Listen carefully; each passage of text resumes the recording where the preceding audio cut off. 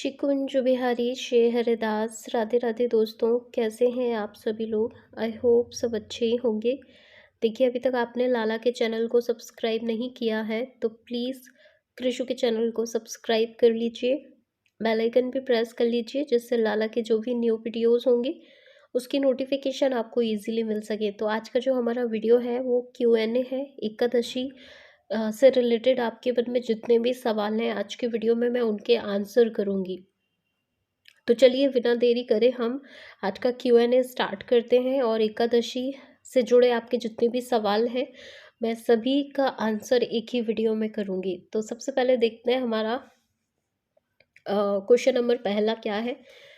तो देखिए, question number पहला है कि एकादशी का व्रत कौन कौन कर सकते हैं, क्या सब एज ग्रुप के व्यक्ति जो है एकादशी का व्रत कर सकते हैं। तो इसका आंसर है कि हाँ, सभी एज ग्रुप के व्यक्ति जो है इस एकादशी का व्रत कर सकते हैं। जैसे 8 से लेके 8 साल से लेके आप 80 वर्ष तक एकादशी का व्रत कर सकते हैं। चारों वर्ण कर सकते हैं, मतलब आप किसी भी वर्ण में हैं, चाहे आप क्षत्रिय हो, ब्राह्मण हो, शूद्र हो, कोई भी वर्ण में आप हो, आप एकादशी का व्रत कर सकते हैं। चारों आश्रम वाले व्रत कर सकते हैं, स्त्री हो या पुरुष हो, कोई भी हो, सभी जो है सभी के लिए एकादशी महारानी होती है, सभी एकादशी का व्रत कर सकते हैं।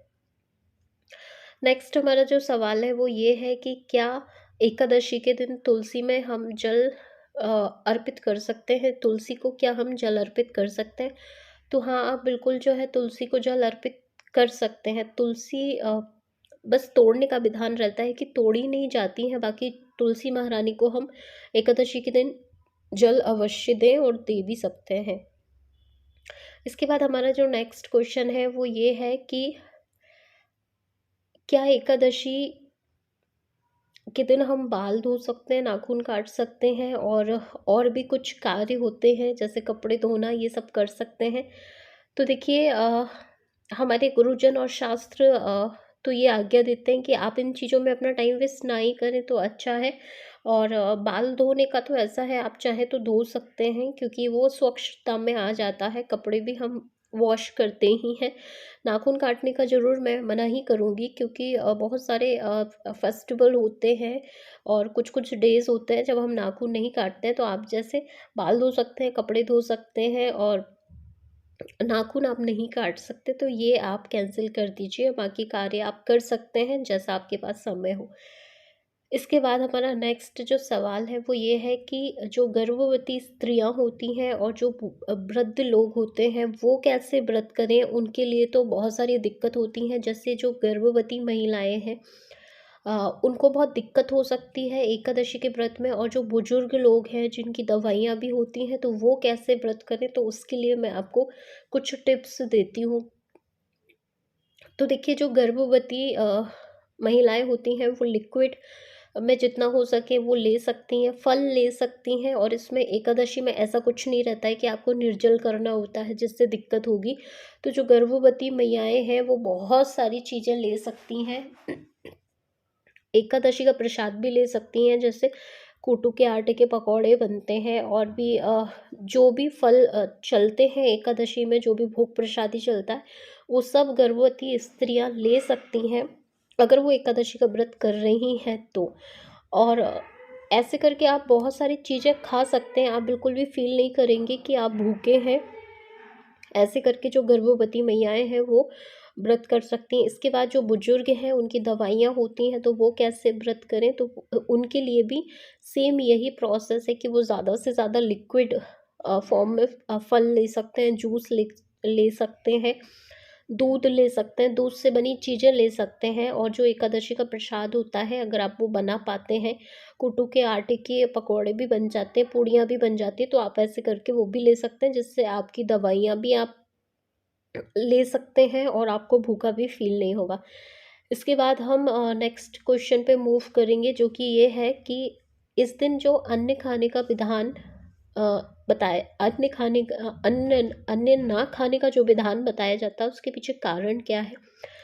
क्यों ऐसा होता है कि अन्न से हमें मनाही की जाती है? अन्न में ऐसा क्या है? तो ये क्वेश्चन है और इसका आंसर ये है कि देखिए, एकादशी के दिन अन्न का त्याग हम इसलिए करते हैं क्योंकि अन्न में जो रहता है 56 प्रकार के 56 प्रकार के पाप और 56 प्रकार के दोष होते हैं, जो कि अगर हम एकादशी के दिन अन्न लेते हैं तो वो 56 प्रकार के पाप हमसे बनते हैं। मतलब जो हमारा अन्न है, जो हम डेली लाइफ में खाते हैं, उसमें 56 प्रकार के दोष बताए गए हैं। तो अगर एकादशी के दिन आप अन्न खाते हैं तो उसमें 56 प्रकार के दोष होते हैं, यही कारण है, इसके अलावा और कोई कारण नहीं है। तो इसलिए हम अन्न को जो है इस दिन बिल्कुल वर्जित माना जाता है और इसलिए हम अन्न नहीं खाते हैं। नेक्स्ट हमारा जो सवाल है वो ये है कि क्या एकादशी का पारण करना ज़रूरी है? अगर समय पे पारण नहीं हो तो क्या करें? देखिए, एकादशी हमारे जो गुरुजन और शास्त्र हमें यही आज्ञा देते हैं कि एकादशी का जो व्रत होता है उसका पारण हमें समय पे करना चाहिए, और अगर समय पे नहीं हो पा रहा है तो शास्त्र तो हमें ये आज्ञा देते हैं कि फिर आपको द्वादशी का भी फास्ट करना पड़ता है। लेकिन आप ट्राई करिएगा, क्योंकि बहुत सारा टाइम होता है, ज़रूरी नहीं होता है कि हम भोग प्रसादी बना के ही हम अपना पारण करें। पारण करने का जो तरीका रहता है वो मैंने आपको शेयर कर दिया था, फिर से शेयर कर देती हूँ कि पारण करने का जो तरीका होता है वो ये रहता है कि आप हाथ में तुलसी दल और थोड़ा सा जल लेके अपना पारण कर सकते हैं। तो टाइम जो है काफ़ी सारा मिल जाता है हमें पारण के लिए, तो ऐसा कुछ इशू नहीं होगा। बाकी अगर क्वेश्चन का आंसर है कि हाँ, हमें पारण तो करना ही होता है। नेक्स्ट जो हमारा सवाल है वो ये है कि क्या चाय कॉफ़ी हम एकादशी में ले सकते हैं? तो चाय कॉफ़ी के बारे में मुझे उतना नॉलेज नहीं है, लेकिन मना ही करते हैं। लेकिन मैं खुद अपना पर्सनल बताऊँ तो मैं चाय लेती हूँ और शुरू से ही लेती हूँ, इसलिए आदत भी है। बहुत सारे भक्त चाय और कॉफ़ी अवॉइड कर सकते हैं, अगर आप चाहें तो अवॉइड कर दें, और अगर आप नहीं कर पाते हैं अवॉइड, आपके रूटीन में है, तो इतना बड़ा कोई उसमें इशू नहीं है। नेक्स्ट हमारा जो क्वेश्चन है वो ये है कि क्या एकादशी के दिन हम अन्न अन्न का दान कर सकते हैं? तो बिल्कुल भी नहीं कर सकते हम, क्योंकि जिस दिन अन्न में 56 प्रकार के दोष होते हैं उस दिन हम अन्न को दान करेंगे तो कहीं ना कहीं ये दिक्कत वाली चीज़ है। क्योंकि जब हम भोग प्रसादी नहीं लेते हैं अन्न का, तो हमें कोई राइट नहीं है कि हम सामने वाले को उस दिन अन्न का दान करें। तो इससे दिक्कत ही दिक्कत है। तो अन्न का बिल्कुल भी दान नहीं करना, इस दिन तो स्पेशली मना ही रहता है कि आपको अन्न का दान नहीं करना है। इसके बाद हमारा जो नेक्स्ट सवाल है वो ये है कि क्या एकादशी के दिन हम नमक खा सकते हैं? तो एकादशी के दिन नमक तो खा सकते हैं, लेकिन नमक तो बस फलाहारी ही खाते हैं, क्योंकि वो जो नमक रहता है हमारा नॉर्मल जो नमक रहता है उससे तो हमारा फास्ट ओपन अप हो जाएगा। इसलिए हमको जो है जब भी आप कुछ ऐसा बनाए, जैसे फ्रूट्स भी खाते हैं उसमें भी आपको नमक ऐड ऑन करना है, तो आप सेंधा नमक और जो हमारा फलाहारी नमक होता है वो आप ऐड ऑन कर लीजिए। इसके बाद हमारा जो नेक्स्ट सवाल है वो ये है, क्या एकादशी के दिन एकादशी के दिन हम क्या क्या खा सकते हैं और क्या क्या नहीं खा सकते? तो देखिए, एकादशी के दिन क्या क्या खा सकते हैं पहले हम उस पर डिस्कस करते हैं। तो देखिए, एकादशी के दिन आप क्या क्या खा सकते हैं? तो देखिए, एकादशी के दिन आप फल खा सकते हैं, जूस आप पी सकते हैं, दूध से बनी जितने भी पकवान होते हैं वो आप खा सकते हैं। इसके बाद जो स्पेशल एकादशी का प्रसादी होता है जिसमें कुटू के पकौड़े होते हैं, चाहे आप उसकी पूरियाँ बना लें अगर आप बनाते हैं तो ये सब चीज़ें खा सकते हैं। क्या नहीं खा सकते? तो उसमें अन्य का मनाही रहती है। आप उसमें अ, अन्न से बना कोई भी कुछ भी नहीं खा सकते जिसमें अन्न होता है, तो ऐसा कुछ भी ना खाएँ। और वो चीज़ें खाएँ जो चलती हैं, जैसे फ्रूट्स हो गए, मिल्क हो गया, और कुट्टू का आटा जो होता है उससे बना जो प्रसादी होता है वो आप खा सकते हैं। इसके बाद जो है नेक्स्ट हमारा जो क्वेश्चन है वो ये है कि एकादशी का व्रत हम किस किस तरीके से रख सकते हैं? क्या कोई स्पेशल तरीके होते हैं इसको रखने के, या फिर नॉर्मल ही रखा जाता है? तो देखिए, बहुत सारे भक्त ऐसे होते हैं जो एकादशी का निर्जल व्रत रखते हैं, यानी वो पूरे दिन एकादशी को बिना पानी के ही करते हैं, मतलब निर्जला करते हैं वो। बहुत सारे भक्त ऐसे भी हैं जो जल के साथ करते हैं और कुछ फ्रूट्स भी ले लेते हैं, और बहुत सारे भक्त ऐसे हैं जो फल फ्रूट के साथ साथ और भी प्रसादी लेते हैं, जैसे कोटू से बने पकौड़े जो एकादशी प्रसादी होता है वो भी ले लेते हैं। तो तीन तरीके से एकादशी का व्रत किया जाता है, एक तो निर्जल, और एक जल के साथ कुछ फ्रूट्स, और लास्ट वाला जो है वो फ्रूट्स भी लेंगे आप, जल भी लेंगे, उसके साथ स्पेशल प्रसादी भी लेंगे। तो ऐसे करके जो है एकादशी का व्रत इतने तरीके से किया जाता है। वैसे 100% 99 तो नहीं कहेंगे हम, 100% व्यक्ति जो है वो इस तरीके से ही व्रत करते हैं कि वो एक टाइम फलाहार करते हैं और दिन में कुछ फ्रूट्स ले लेते हैं। तो ज़्यादातर एकादशी का जो व्रत है वो कुछ इसी तरीके से किया जाता है। नेक्स्ट जो हमारा क्वेश्चन है वो ये है कि अ, अब सबके यहाँ पे लाला होते हैं, तो लाला से जुड़े कुछ सवाल हैं, जैसे कि एकादशी के दिन हमारे घर में भोजन नहीं बनता, तो लड्डू गोपाल जी को क्या भोग लगाएं। तो देखिए, ऐसा ज़रूरी नहीं है कि हमारे घर में सभी जो है एकादशी का व्रत करते हो, लेकिन अन्न में तो 56 प्रकार के दोष होते हैं, तो फिर अन्न से भी हम कुछ नहीं बना सकते। ऐसे में हम अपने लाला को क्या भोग लगाएं। तो देखिए, हमारे गुरुजनों ने परमिशन दे रखी है कि लाला के लिए हम कच्चा भोजन ना बनाएं जिसमें 56 प्रकार के दोष होते हैं। अगर वही भोजन आप तल के बनाते हैं, फ्राई करके बनाते हैं, तो कहीं ना कहीं उसके दोष थोड़े से हट जाते हैं। जैसे कि आप पूरियाँ तल लें लाला के लिए, और तेल में निकला हुआ यानी पका हुआ भोजन कन्हैया को दें, और कन्हैया को बिल्कुल भी भूखा नहीं रखना है। इसलिए आप लाला के लिए जो सब्जी रहती है उस दिन दाल का मना रहता है। स्पेशली हम आलू और दाल नहीं बनाते हैं, शायद दाल नहीं बनाते हैं, तो दाल को अवॉइड करके जो है आप लाला के लिए कुछ भी सब्जी बनाइए और फिर पूरियाँ बना दीजिएगा। ऐसे करके कन्हैया को आप भोग प्रसादी पवा सकते हैं। इसके बाद हमारा जो नेक्स्ट क्वेश्चन है वो ये है कि क्या लड्डू गोपाल जी को भी फास्टिंग करवानी रहती है। बिल्कुल भी नहीं करवाना रहता है।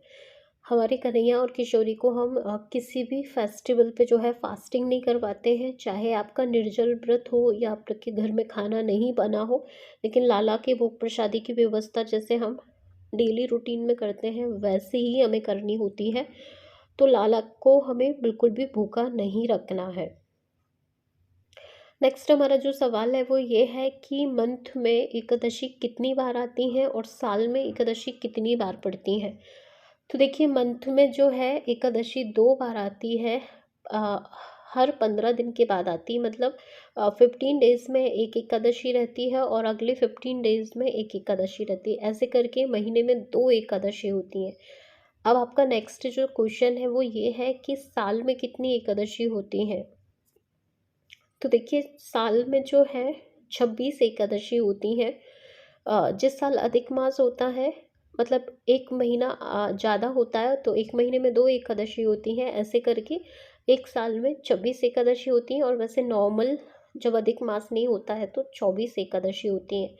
अब आप ऐसे कहेंगे कि जो 24 एकादशी होती हैं, बट अधिक मास की वजह से जो 26 एकादशी हो जाती हैं, तो उनमें जो 2 एकादशी हैं वो कहाँ से आ जाती हैं, उनका क्या रोल है।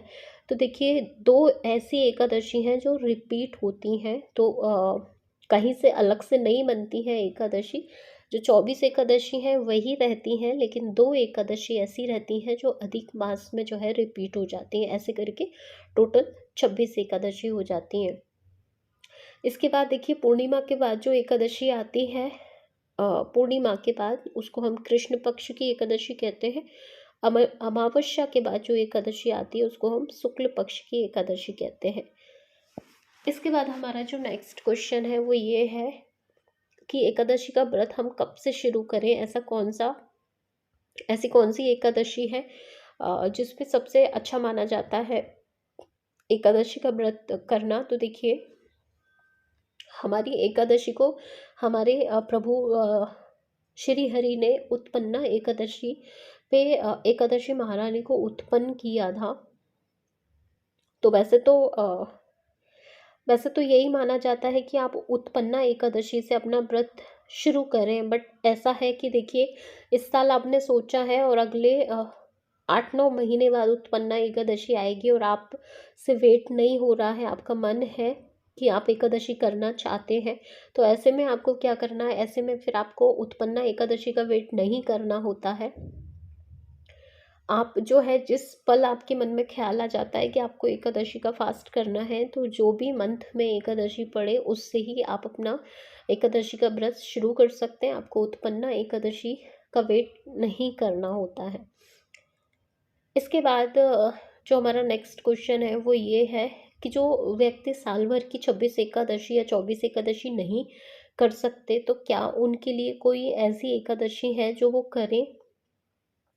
तो हाँ, देखिए बहुत सारे भक्तों के लिए कुछ छूट दी गई है। जो साल भर की एकादशी नहीं कर सकते, वो साल में जो बड़ी-बड़ी एकादशी पड़ती हैं, 4 एकादशी जो है साल की सबसे बड़ी एकादशियाँ मानी जाती हैं। अगर आप पूरी साल भर की एकादशी नहीं कर सकते, तो आप उन 4 एकादशी को कर लीजिएगा।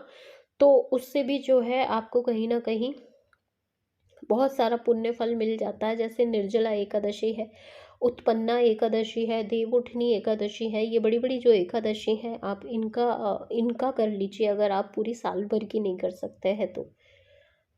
और अगर ये चारों भी आप नहीं कर सकते, तो आप निर्जल एकादशी जो अ, मई में पड़ती है, जो निर्जल एकादशी होती है, अगर आप उसका भी व्रत करेंगे, क्योंकि आप पांचों पांडव में से जो भीमसेन थे, उन्होंने प्रभु से पूछा था कि प्रभु मैं भूखा नहीं रह सकता, मुझसे साल भर की एकादशी नहीं हो सकती, तो क्या कोई एकादशी ऐसी है जिससे मुझे साल भर की जितनी भी एकादशी है उसका फल मिल जाए? तो देखिए भीमसेन जो एक सेकंड भी खाने बिना नहीं रह सकते थे, उन्होंने साल की जो एक सबसे बड़ी एकादशी होती है निर्जल एकादशी का उन्होंने व्रत किया था, इसलिए उन्हें पूरी साल भर की एकादशी व्रत करने का फल मिला था। तो आप साल की 4 एकादशी भी नहीं कर सकते, तो आप निर्जला एकादशी करिएगा, उससे भी आपको जो है सारी बड़ी एकादशियों से जो फल मिलता है वो मिल जाएगा। इसके बाद जो है क्या बीमार लोग कैसे व्रत करें? नेक्स्ट हमारा जो क्वेश्चन है वो ये है कि जो बीमार व्यक्ति हैं वो अगर एकादशी करना चाहे तो वो कैसे करें? तो देखिए जो बीमार है वो एकादशी करना चाहते हैं, वैसे तो एकादशी ऐसी रहती है कि जब से आपने स्टार्ट कर दी तब से लेके और आपको मरते दम तक एकादशी करना ही करना होता है। वैसे हमारे गुरुजन बताते हैं कि आप 11 साल तक एकादशी करके फिर इसका उद्यापन कर सकते हैं, अगर आपको कंटिन्यू नहीं करना है तो। पर कंपलसरी आपको 11 साल तो करनी होती है। लेकिन आप हमेशा करना चाहते हैं और फिर आगे जाके आप कभी बीमार पड़ जाते हैं, तो उस समय आपको कैसे करनी है एकादशी? तो उस समय भी फिर यही विधान है कि आप जैसे दिन में हम 1 या 2 बार कुछ लेते हैं फ्रूट्स या कुछ खाने पीने का, तो आप उसमें जितनी चाहें उतनी बार आप ले सकते हैं और ऐसे करके आप अपना फास्ट कर सकते हैं। जैसे आपको दिन में 3-4 बार भी आप कुछ खा सकते हैं, जैसे फल खा लिए, आपने दूध से बनी चीज़ें खा ली और इसके बाद अ, आपने पानी भी भरपूर मात्रा में पी लिया। और जो एकादशी प्रसादी है, कूटू से बनी जो चीज़ें हैं वो भी आप खा सकते हैं, आलू से बनी चीज़ें आप कुछ खा सकते हैं, तो ऐसे करके आप अपना फास्ट कर सकते हैं जो बीमार लोग हैं। इसके बाद हमारा नेक्स्ट जो सवाल है वो ये है कि क्या एकादशी के दिन हम लेट सकते हैं या एकादशी के दिन हम सो सकते हैं? तो बिल्कुल ही शास्त्रों में जो है बिल्कुल ही मनाही की गई है कि एकादशी के दिन आप नींद लगा के नहीं सो सकते। अगर आप बीमार रहते हैं या आपसे पूरे टाइम बैठा नहीं जाता तो आप लेट सकते हैं, लेकिन अगर वहीं कोई आपसे कहे आपके रूटीन में है, आप दिन भर सोते हैं या दोपहर में 2-3 घंटे सोते हैं, तो आप एकादशी के दिन ये अवॉइड करिएगा। इससे व्रत जो है खंडित माना जाता है। ये सिर्फ उन्हीं लोगों को अलाउड हो सकता है जिनकी तबीयत बहुत ज़्यादा ख़राब होती है या जिनको अलाउड है कि उनको नींद लेनी ही लेनी है। तो ऐसे करके थोड़ी बहुत छूट मिल भी सकती है, अदरवाइज़ तो आपका व्रत जो है खंडित माना जाता है अगर आप नींद लेके सो जाते हैं तो। इसके बाद हमारा जो आज का लास्ट क्वेश्चन है वो ये है कि एकादशी जो है हमें किस तरीके से करना चाहिए? मतलब जैसे हमारे शास्त्रों में बताया गया है कि 3 दिन की एकादशी है, उसकी प्रोसेस क्या है? तो बहुत ही कम शब्दों में मैं पूरी प्रोसेस आपको बता दे रही हूँ कि एकादशी जो है 3 दिन की एकादशी होती है। सोचने में लगता है कि हमने बस 24 घंटे का व्रत रखा है, लेकिन जो गुरुजन होते हैं हमारे, वो 3 दिन का एकादशी के व्रत का पालन करते हैं। तो वो हम गृहस्थी नहीं कर सकते तो इतना बड़ा इश्यू नहीं है, पर जो हमारे गुरुजन हैं वो कैसे पालन करते हैं वही मैं आपको बताने वाली हूँ। तो देखिए 3 दिन का कैसे होता है व्रत कि 10वीं तिथि जो होती है उसके सूर्य अस्त के बाद ही आपको जो है भोग प्रसादी लेना छोड़ देते हैं, और इसके बाद इसका जो शयन होता है वो भूमि शयन होता है। अगले दिन जो है आपको ब्रह्म मुहूर्त में उठ के प्रभु की पूजा अर्चना करनी होती है, विष्णु भगवान की सूर्य अर्घ देना होता है, और अपनी पूजा अर्चना करने के बाद फिर दिन भर जो है ऐसा विधान बताया जाता है कि दिन भर आप अपना नाम जाप कर सकते हैं, प्रभु की कथा श्रवण कर सकते हैं, उनसे रिलेटेड आप कुछ भी कर सकते हैं। इसके बाद संध्या में आपको फिर कुछ अपना संध्या बंदन करना होता है। इसके बाद रात्रि जागरण का विधान भी है, और रात्रि जागरण 12-1-2 बजे तक आप कर सकते हैं। संकीर्तन में शामिल हो सकते हैं तो वो भी कर ले, नहीं भी कर सकते तो आप अपने ही मन से कुछ कथा श्रवण कर सकते हैं। ऐसे करके आप 12 बजे तक का तो रात्रि जागरण कर सकते हैं। फिर उसके अगले दिन हमें उठना होता है, फिर भी ब्रह्म मुहूर्त में ही उठना होता है, और फिर श्री हरि की पूजा करके, और जो आपके पारण का समय है उस समय पे आपको पारण करना होता है। और गुरुजन तो हमारे यही बताते हैं कि जिस दिन आप पारण करते हैं, भोग प्रसादी पाते हैं, उस दिन भी आपको एक टाइम ही भोजन लेना रहता है। अब आप ये कहेंगे ये तो 3 दिन का फास्ट है और बहुत टफ है, तो आपसे अगर ये नहीं हो सकता है तो आप इनमें से कुछ कुछ चीज़ें अवॉइड कर सकते हैं। जैसे आप नॉर्मल रखते हैं वैसे ही रखें। वैसे 3 दिन का ही विधान रहता है, इस व्रत को ऐसे ही किया जाता है, लेकिन हम गृहस्थियों को कुछ कुछ छूटें मिल जाती हैं तो वो हम ऐसे करके इसका व्रत कर लेते हैं। और भी बहुत सारे क्वेश्चन रह गए हैं जो मैं इस वीडियो में कवर नहीं कर पाई हूँ। फिर मैं और जो है नोट डाउन करूँगी क्वेश्चंस, और फिर मैं एकादशी पार्ट 2 भी बना दूँगी, जिससे कि जितने भी क्वेश्चन और रह गए हैं वो भी हम कवर करेंगे। तो अभी के लिए तो दोस्तों इतना ही। पार्ट 1 में कुछ क्वेश्चंस मैंने सेलेक्ट किए थे, पार्ट 2 में भी हम कुछ बचे हुए क्वेश्चन लेंगे एकादशी से रिलेटेड, और दोनों पार्ट में जो है हमारे ऑलमोस्ट एकादशी से जुड़े जितने भी क्वेश्चन है वो कवर हो जाएंगे। तो दोस्तों हम मिलेंगे अब लल्ला के नेक्स्ट वीडियो में। तब तक सबको श्री कुंज बिहारी श्री हरदास, राधे राधे।